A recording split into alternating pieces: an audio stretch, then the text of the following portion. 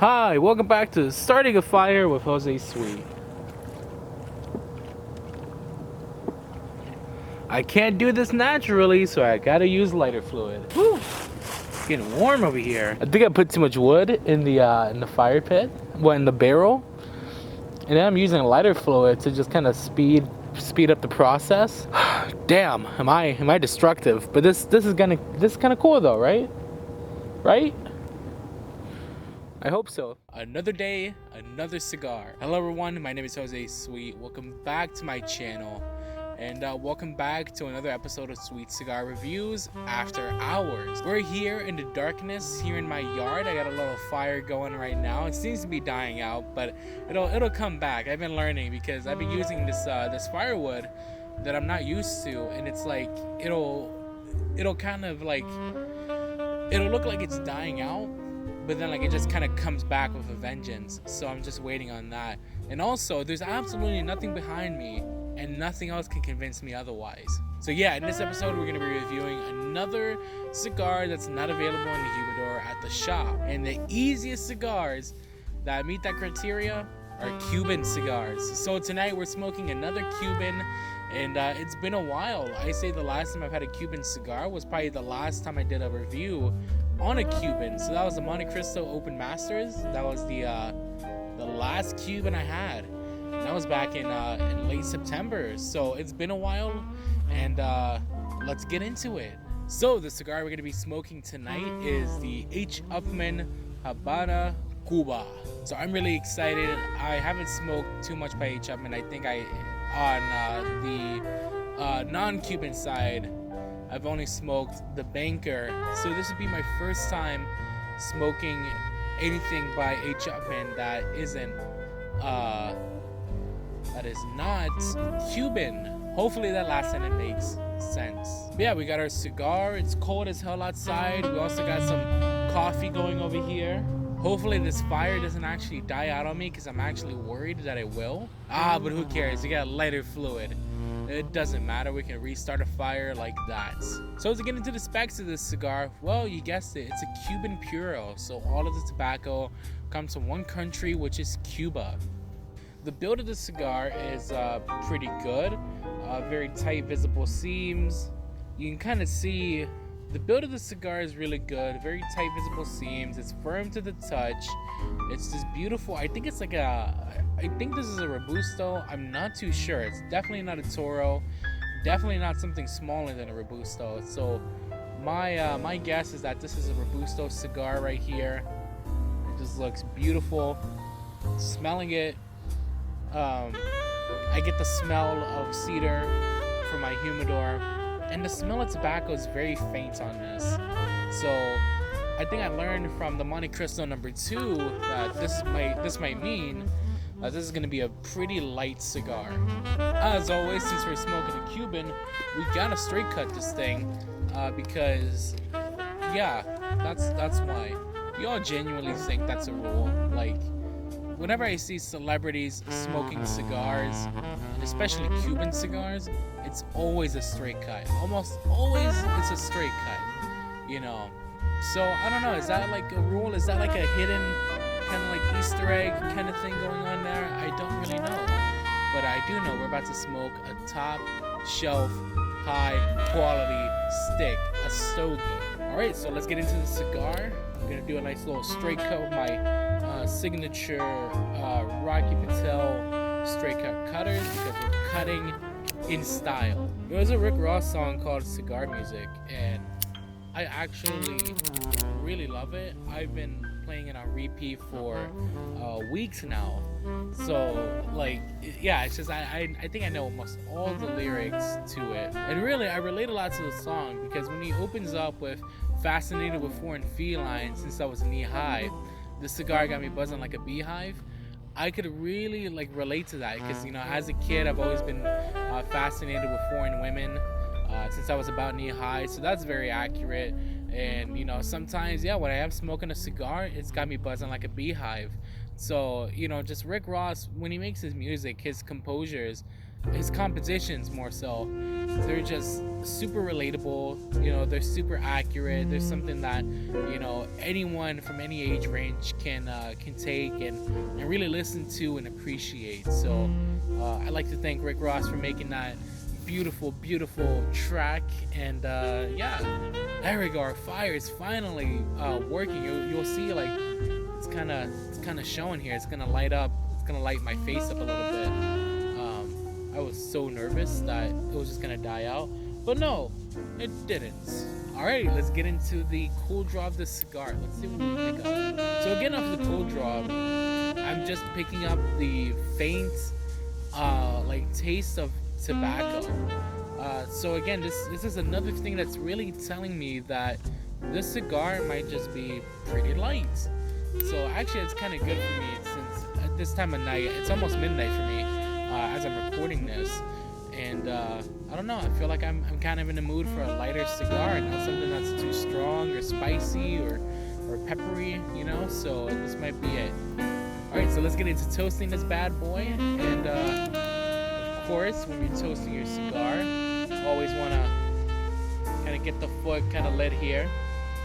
Want to get the entire foot lit, get it going from black to white. If it's not white, it's not right. Knowing that I live here in southern Arkansas, someone's gonna be like, yee, that's right.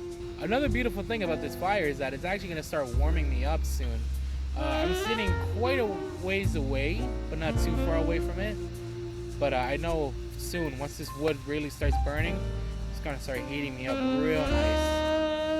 I've actually really enjoyed starting up fires like this in my yard, because I did it a few nights ago and it was so good. I laid back here. I was here until like 1 in the morning, smoking a cigar and you know, just watching the fire, having it warm me up. But I was like, I think it was like the high, it was like low 40s last a few nights ago, and I think if I check the weather, it should be low 40s tonight as well, if not lower. So this fire is doing a damn good job, and I already feel the heat, so it's doing a damn good job of keeping me warm. Nothing like bits of tobacco in your mouth to reassure your choice in cut. But no, this straight cut is good. I think the Gen Zers, I think they'd say, what is that word? What is that phrase? I like your cut, G. I think the Gen Zers would really, they'd really say that. No. I mean, it's not a bad cut. I'm kind of getting bits of tobacco right now, but you know, you don't like what the Gen Zers say. You know, they say, "I like your cut, G." So this was a really good cut to go with for this cigar. You know. All right.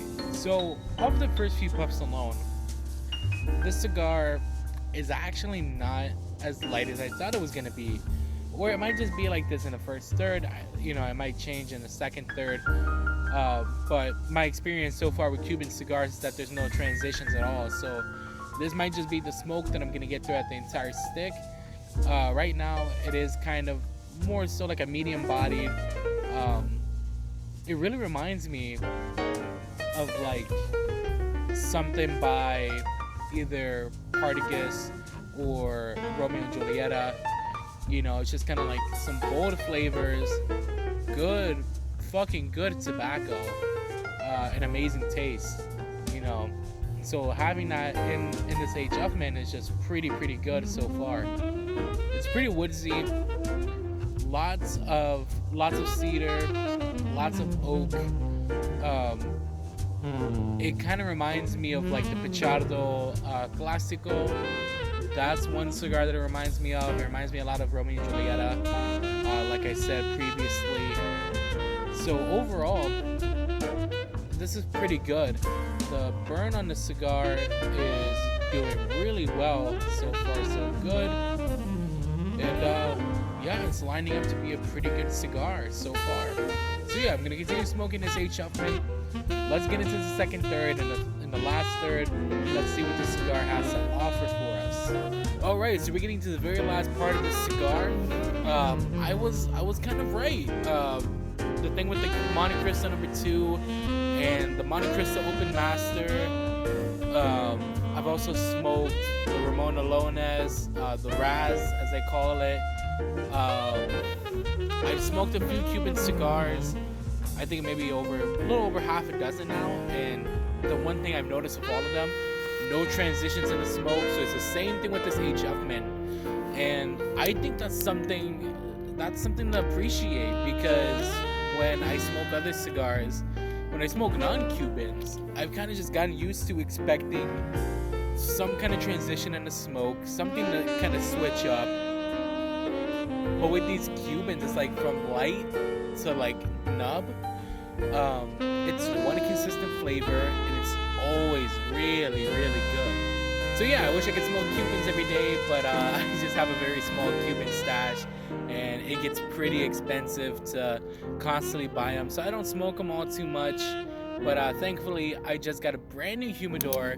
I don't know when I'll post this video, but hopefully when I do post it, this deal is still going on. Cigars International right now, they're having a deal where they're doing like this buy one box, and for $10 more you get a humidor. So the deal is on the on some Perdomo cigars. So that's why I bought a box of the Perdomo Noir.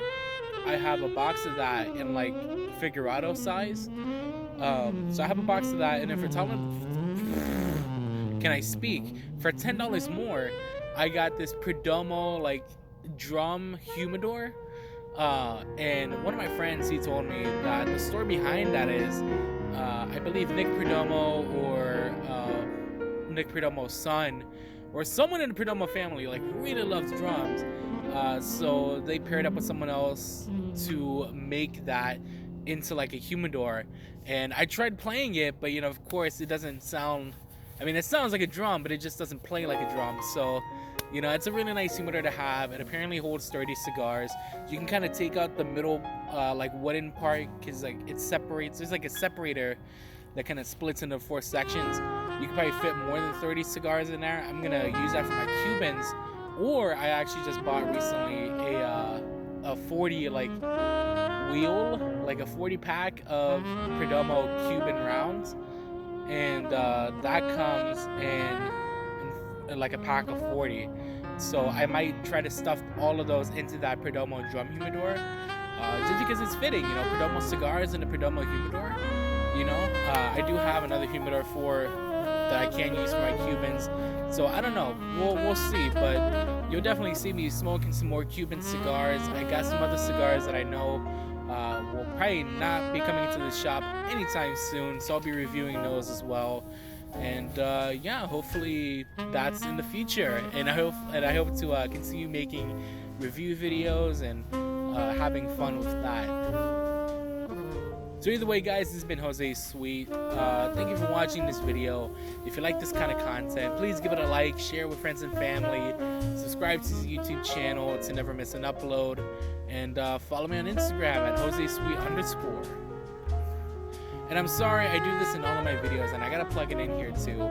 If you're a hot like Mexican, Latina, Hispanic woman, and you love to smoke cigars, and you love big, buff, sexy men like myself, please hit me up on Instagram, and we'll set up something. You know, we'll set up a little date. I'll take you around in my Corvette, you know, and we'll go and have an amazing time, and we'll smoke plenty of cigars. So yeah, guys, this has been Jose Sweet. I'll see you around. Have a great day and a great cigar.